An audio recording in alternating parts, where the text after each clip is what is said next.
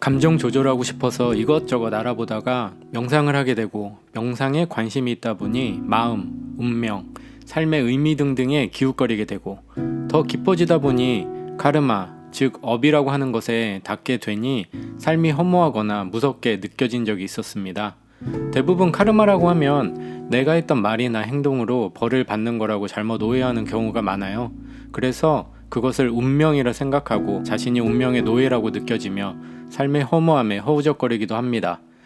카르마, 즉 업보라고 하는 이것에 대한 오해를 오늘 푸는데 도움이 되는 이야기를 하나 들려드리겠습니다.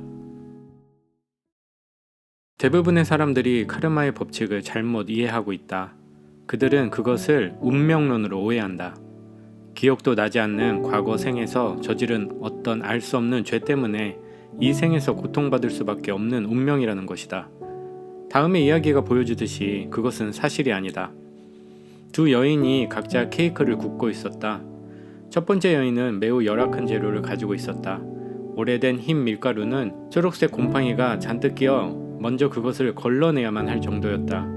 콜레스테롤 덩어리인 버터는 거의 악취가 나서 코를 싸매게 했다.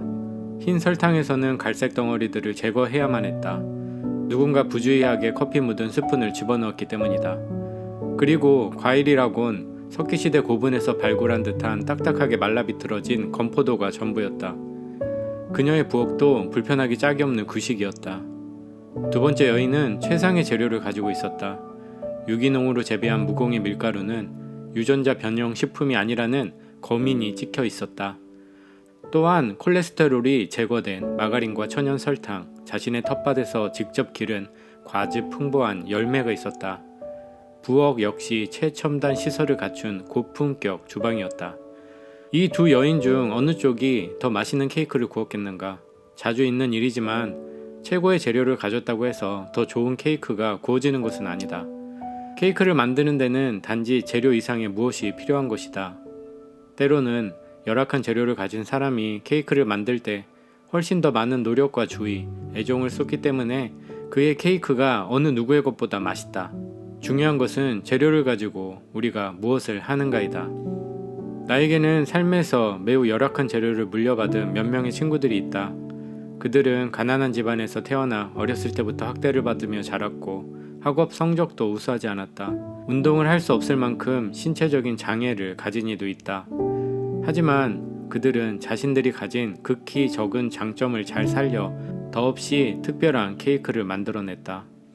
나는 누구보다도 그들을 존경하고 찬사를 보낸다. 당신 주위에도 그런 사람이 있을 것이다.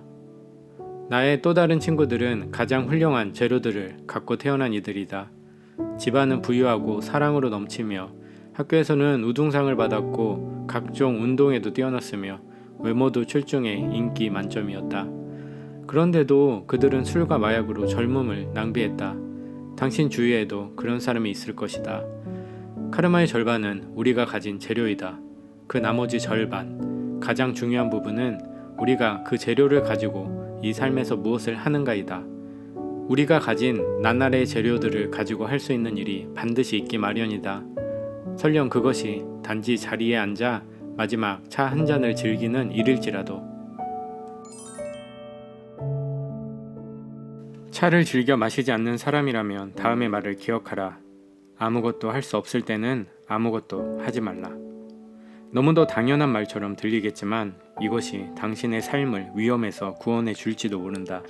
삶의 물살이 당신보다 더 강할 때는 물살과 함께 흘러갈 때이다. 당신이 무엇인가 할 수 있을 때, 그때가 바로 온 에너지를 쏟아 부을 때이다. 삶에는 항상 예기치 않았던 일이 일어나기 마련이다. 그것이 우리의 삶이다.